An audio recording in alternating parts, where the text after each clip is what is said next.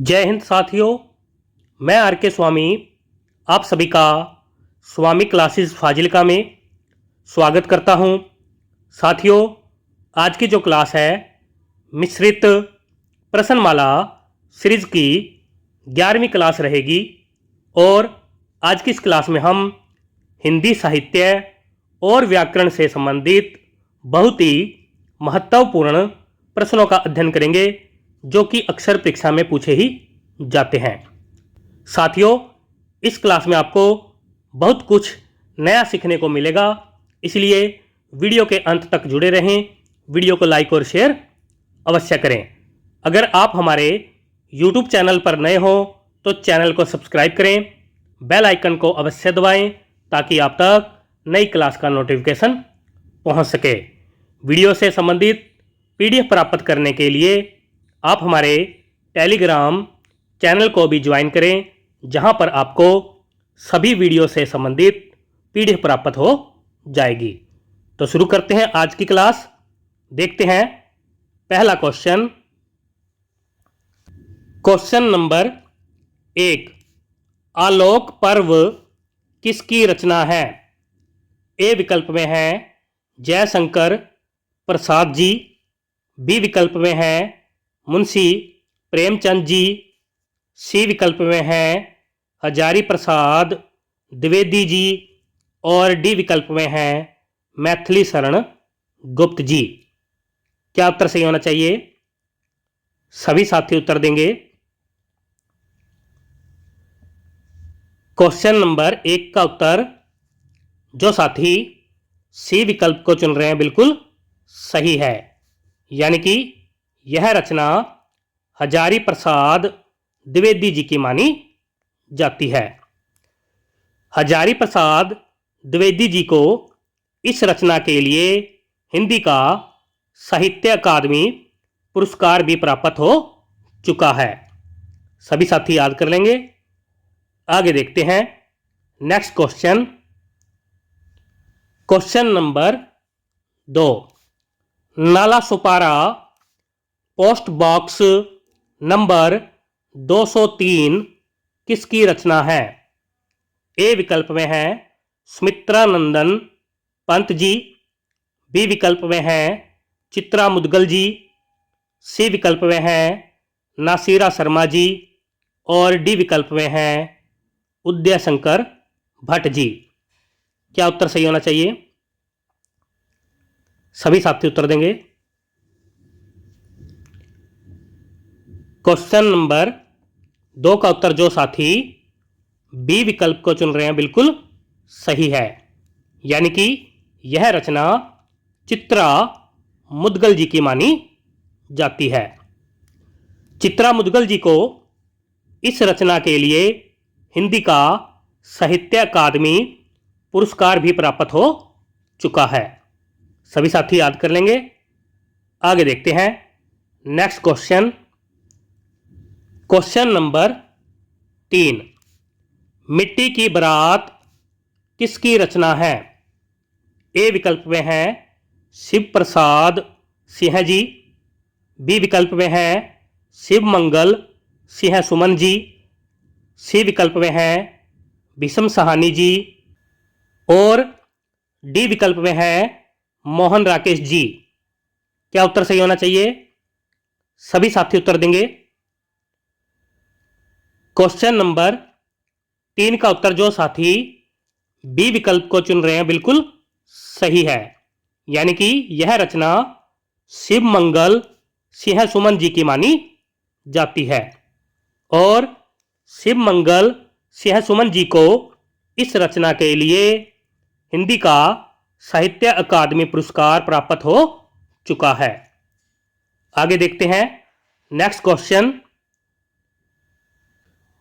Question number 4, कल्याण किस प्रकार की पत्रिका है? ए विकल्प में है धार्मिक, बी विकल्प में है सामाजिक, सी विकल्प में है राजनीतिक और डी विकल्प में है उपर्युक्त सभी। क्या उत्तर सही होना चाहिए? सभी साथी उत्तर देंगे। क्वेश्चन नंबर 4 का उत्तर जो साथी ए विकल्प को चुन रहे हैं बिल्कुल सही है, यानी कि कल्याण पत्रिका एक धार्मिक पत्रिका थी। आगे देखते हैं नेक्स्ट क्वेश्चन। क्वेश्चन नंबर 5, दोहा कोष किसकी रचना है? ए विकल्प में है जोइंदू जी, बी विकल्प में है लुइपा जी, सी विकल्प में है स्वयंभू जी और डी विकल्प में है सरहप्पा जी। क्या उत्तर सही होना चाहिए? क्वेश्चन नंबर 5 का उत्तर जो साथी डी विकल्प को चुन रहे हैं बिल्कुल सही है, यानी कि यह रचना सरहप्पा जी की मानी जाती है। आगे देखते हैं next question. Question number 6, Prem Sagar किसकी रचना है? ए विकल्प में है सुंदरदास जी, बी विकल्प में है यशपाल जी, सी विकल्प में है लल्लू लाल जी और डी विकल्प में है विष्णु प्रभाकर जी। क्या उत्तर सही होना चाहिए? क्वेश्चन नंबर 6 का उत्तर जो साथी सी विकल्प को चुन रहे हैं बिल्कुल सही है, यानी कि यह रचना लल्लू लाल जी की मानी जाती है। आगे देखते हैं नेक्स्ट क्वेश्चन।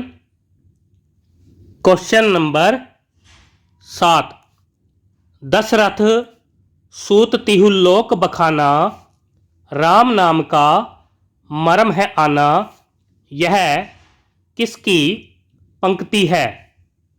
ए विकल्प में है निराला जी, बी विकल्प में है तुलसीदास जी, सी विकल्प में है अज्ञा जी और डी विकल्प में है मैथिली शरण गुप्त जी। क्या उत्तर सही होना चाहिए?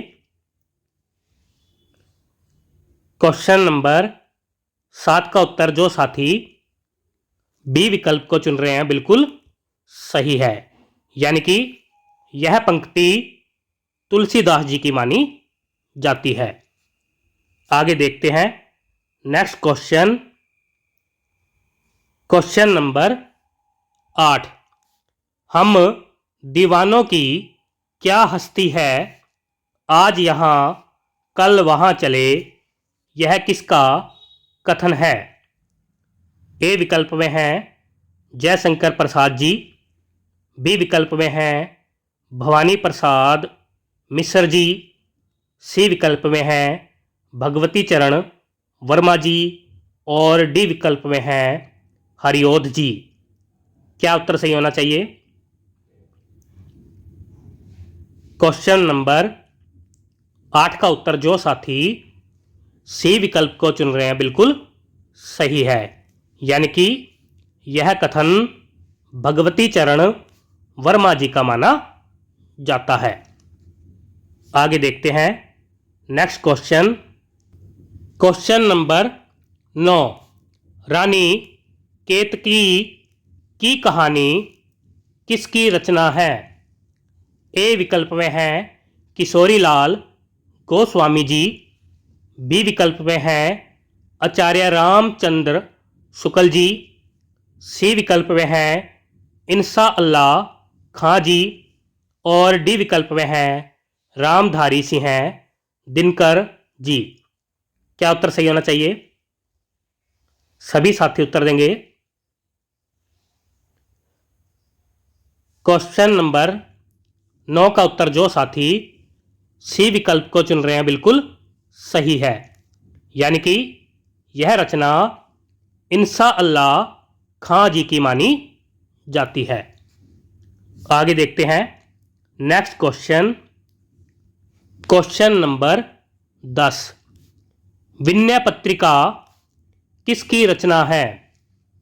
ए विकल्प में है धर्मवीर भारती जी, बी विकल्प में है तुलसीदास जी, सी विकल्प में है सूरदास जी और डी विकल्प में है केशवदास जी। क्या उत्तर सही होना चाहिए? क्वेश्चन नंबर 10 का उत्तर जो साथी बी विकल्प को चुन रहे हैं, बिल्कुल सही है। यानी कि यह रचना तुलसीदास जी की मानी जाती है। आगे देखते हैं नेक्स्ट क्वेश्चन। क्वेश्चन नंबर 11 है, रसिक प्रिया किसकी रचना है?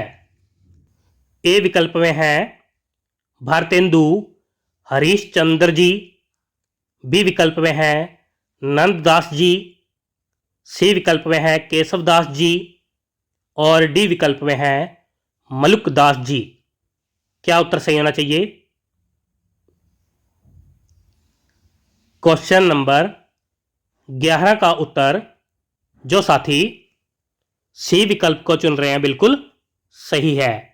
यानी कि यह रचना केशवदास जी की मानी जाती है।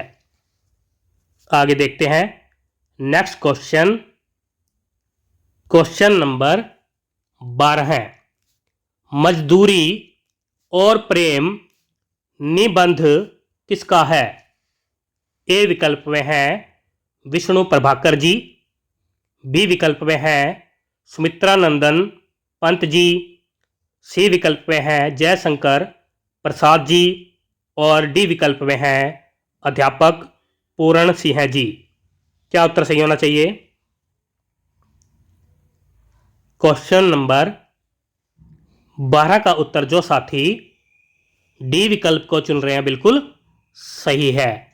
यानी कि यह निबंध अध्यापक पूरण सिंह जी का माना जाता है। आगे देखते हैं नेक्स्ट क्वेश्चन। क्वेश्चन नंबर 13 है, दुख ही जीवन की कथा रही, क्या कहूँ आज जो नहीं कही, यह कथन किसका है? ए विकल्प में है आचार्य रामचंद्र शुक्ल जी, बी विकल्प में है निराला जी, सी विकल्प में है मैथिली शरण गुप्त जी और डी विकल्प में है महादेवी वर्मा जी। क्या उत्तर सही होना चाहिए? क्वेश्चन नंबर 13 का उत्तर जो साथी बी विकल्प को चुन रहे हैं, बिल्कुल सही है। यानी कि यह कथन निराला जी का माना जाता है। आगे देखते हैं नेक्स्ट क्वेश्चन। क्वेश्चन नंबर 14, मेला आंचल किसकी रचना है? ए विकल्प में है महादेवी वर्मा जी, बी विकल्प में है हरिओध जी, सी विकल्प में है फणीश्वर नाथ रेणु जी और डी विकल्प में है मैथिली शरण गुप्त जी। क्या उत्तर सही होना चाहिए?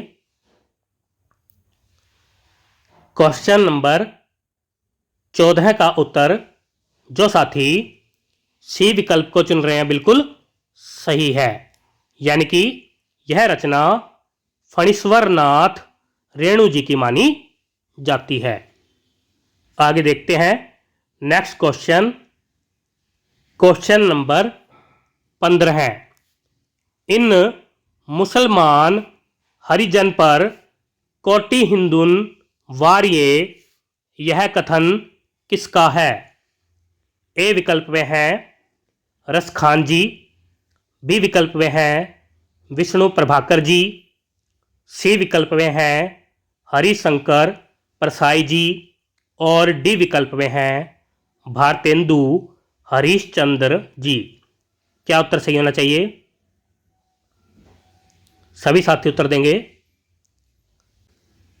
क्वेश्चन नंबर 15 का उत्तर जो साथी डी विकल्प को चुन रहे हैं, बिल्कुल सही है।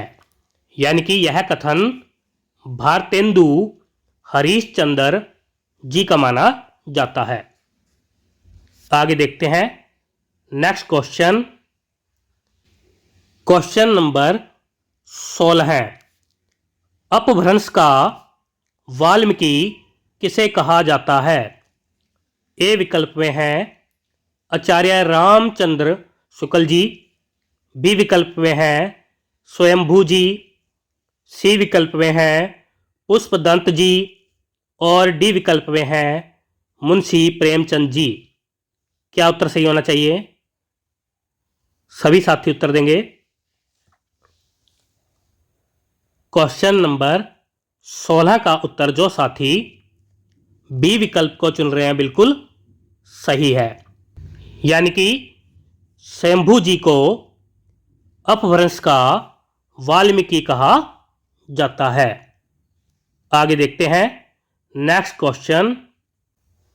क्वेश्चन नंबर 17 कठिन काव्य का प्रेत किस कवि को कहा जाता है? ए विकल्प में है अज्ञा जी, बी विकल्प में है सुमित्रानंदन पंत जी, सी विकल्प में है केशवदास जी और डी विकल्प में है मैथिली शरण गुप्त जी। क्या उत्तर सही होना चाहिए? क्वेश्चन नंबर 17 का उत्तर जो साथी सी विकल्प को चुन रहे हैं बिल्कुल सही है, यानी कि केशवदास जी को कठिन काव्य का प्रेत कहा जाता है और अज्ञा जी को कठिन गद्य का प्रेत कहा जाता है। सभी साथी याद कर लेंगे। आगे देखते हैं नेक्स्ट क्वेश्चन। क्वेश्चन नंबर 18 ज्ञान मार्गी शाखा के कवियों को किस नाम से पुकारा जाता है? ए विकल्प में है नाथपंथी, बी विकल्प में है संत कवि, सी विकल्प में है सिद्ध कवि और डी विकल्प में है उपर्युक्त सभी। क्या उत्तर सही होना चाहिए? सभी साथी उत्तर देंगे। क्वेश्चन नंबर 18 का उत्तर जो साथी बी विकल्प को चुन रहे हैं बिल्कुल सही है, यानी कि संत कवि कहा जाता है। आगे देखते हैं next question. Question number 19 Dwivedi युग का नामकरण किस कवि के नाम पर पड़ा है? ए विकल्प में है हजारी प्रसाद द्विवेदी जी, बी विकल्प में है महावीर प्रसाद द्विवेदी जी, सी विकल्प में है आचार्य रामचंद्र शुक्ल जी और डी विकल्प में है डॉक्टर रामविलास शर्मा जी। क्या उत्तर सही होना चाहिए? क्वेश्चन नंबर 19 का उत्तर जो साथी बी विकल्प को चुन रहे हैं बिल्कुल सही है, यानी कि महावीर प्रसाद द्विवेदी जी के नाम पर द्विवेदी युग पड़ा है। आगे देखते हैं क्वेश्चन नंबर 20 हिंदी प्रदीप पत्र के संपादक कौन थे? ए विकल्प में हैं भारतेंदु हरीश चंद्र जी, बी विकल्प में हैं बाल मुकुंद गुप्त जी, सी विकल्प में हैं बालकृष्ण भट्ट जी और डी विकल्प में हैं दिनकर जी। क्या उत्तर सही होना चाहिए? क्वेश्चन नंबर 20 का उत्तर जो साथी सी विकल्प को चुन रहे हैं बिल्कुल सही है, यानी कि हिंदी प्रदीप पत्र के संपादक बालकृष्ण भट्ट जी थे। आगे देखते हैं नेक्स्ट क्वेश्चन। क्वेश्चन नंबर 21 निम्नलिखित में से एक पश्चिमी हिंदी वर्ग की बोली नहीं है। ए विकल्प में है ब्रज भाषा, बी विकल्प में है खड़ी बोली, सी विकल्प में है कन्नौजी और डी विकल्प में है अवधी। क्या उत्तर सही होना चाहिए? क्वेश्चन नंबर 21 का उत्तर जो साथी डी विकल्प को चुन रहे हैं बिल्कुल सही है, यानी कि अवधी बोली पश्चिमी हिंदी वर्ग की बोली नहीं है। अवधी बोली जो है पूर्वी हिंदी वर्ग की बोली मानी जाती है। ब्रजभाषा, खड़ी बोली और कनौजी यह तीनों पश्चिमी हिंदी वर्ग की बोली मानी जाती है। आगे देखते हैं नेक्स्ट क्वेश्चन, क्वेश्चन नंबर 22। निम्नलिखित में से वर्तनी की दृष्टिकोण से कौन सा शब्द शुद्ध है? ए विकल्प में है उज्ज्वल, बी विकल्प में है समुज्ज्वल, सी विकल्प में है प्रज्वलित और डी विकल्प में है उपर्युक्त सभी। क्या उत्तर सही होना चाहिए? क्वेश्चन नंबर 22 का उत्तर जो साथी डी विकल्प को चुन रहे हैं बिल्कुल सही है, यानी कि उपर्युक्त सभी शब्द शुद्ध है। आगे देखते हैं नेक्स्ट क्वेश्चन, क्वेश्चन नंबर 23। यथोचित शब्द का कौन सा सही संधि विच्छेद है? ए विकल्प में है यथाधन उचित, बी विकल्प में है यथोधन चित, सी विकल्प में है यथोधन ओचित और डी विकल्प में है इनमें से कोई नहीं। क्या उत्तर सही होना चाहिए? सभी साथी उत्तर देंगे। क्वेश्चन नंबर 23 का उत्तर जो साथी ए विकल्प को चुन रहे हैं बिल्कुल सही है, यानी कि यथोचित शब्द का सही संधि विच्छेद यथा धन उचित होता है और यह गुण स्वर संधि का उदाहरण है।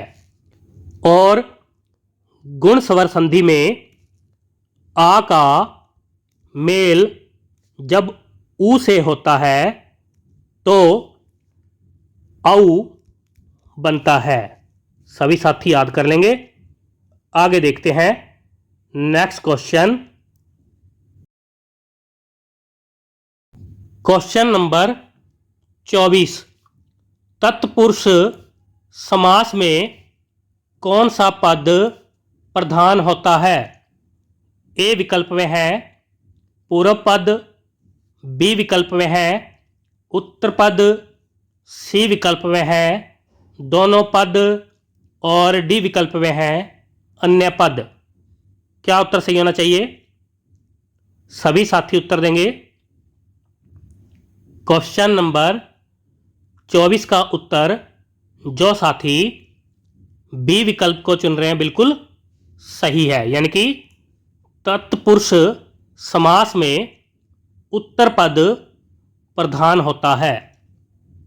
आगे देखते हैं next question, question number 25।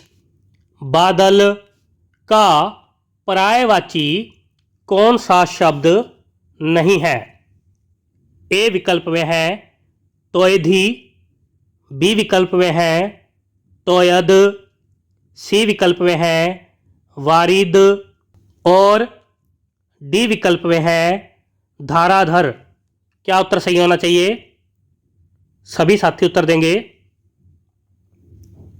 Question number 25 का उत्तर जो साथी ए विकल्प को चुन रहे हैं बिल्कुल सही है, यानी कि तोयधि बादल का पर्यायवाची नहीं है।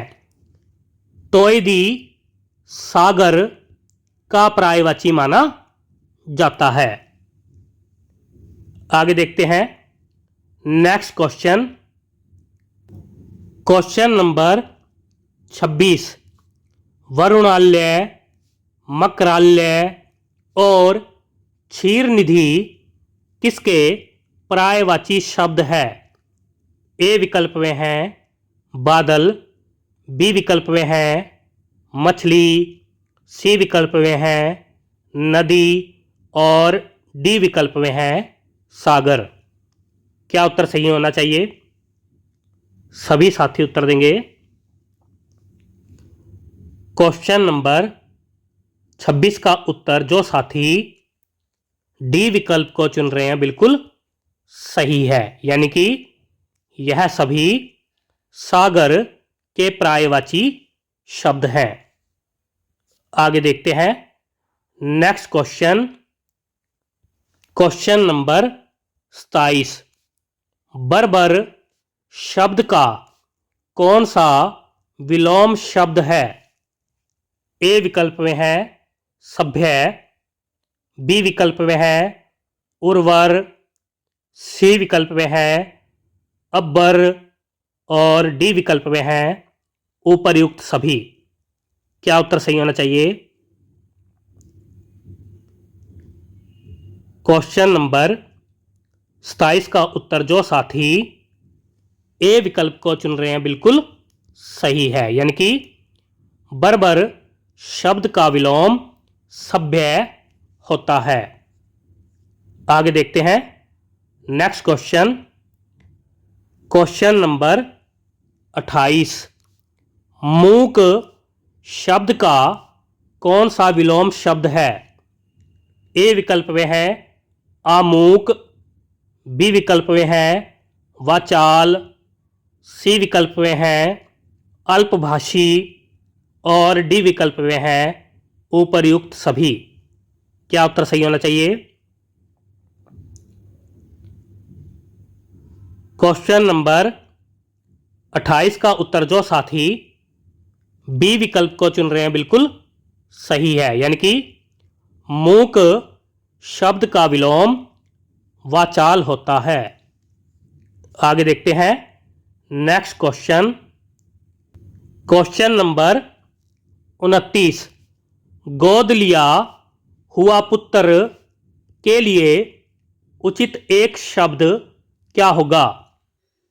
ए विकल्प में है अपुत्र, बी विकल्प में है दत्त, सी विकल्प में है दत्तक और डी विकल्प में है उद्दक। क्या उत्तर सही होना चाहिए? सभी साथी उत्तर देंगे।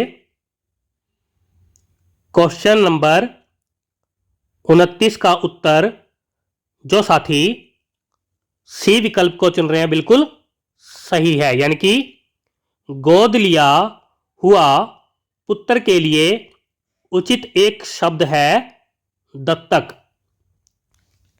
आगे देखते हैं नेक्स्ट क्वेश्चन, क्वेश्चन नंबर 30। अंगारों पर पैर रखना मुहावरे का सही अर्थ क्या है? ए विकल्प में है पैर गर्म होना, बी विकल्प में है मूर्ख होना, सी विकल्प में है जोखिम मोल लेना और डी विकल्प में है उपर्युक्त सभी। क्या उत्तर सही होना चाहिए? सभी साथी उत्तर देंगे। क्वेश्चन नंबर 30 का उत्तर जो साथी सी विकल्प को चुन रहे हैं बिल्कुल सही है, यानी कि अंगारों पर पैर रखना मुहावरे का सही अर्थ है जोखिम मोल लेना। सभी साथी याद कर लेंगे। प्यारे साथियों, ये थे आज के हमारे बेहतरीन 30 क्वेश्चन जो कि अक्सर परीक्षा में पूछे ही जाते हैं। आशा करता हूँ कि आज की इस क्लास में आपको बहुत कुछ नया सीखने को मिला होगा। इसी प्रकार से निरंतर अध्ययन करने के लिए चैनल को सब्सक्राइब करें, बेल आइकन को अवश्य दबाएं ताकि आप तक नई क्लास का नोटिफिकेशन पहुंच सके। अगर आपने हमारी अभी तक पहली वाली क्लासें नहीं देखी है तो आप प्ले लिस्ट में जाकर उन क्लासों को अवश्य देखें और हिंदी की बेहतर तैयारी करें।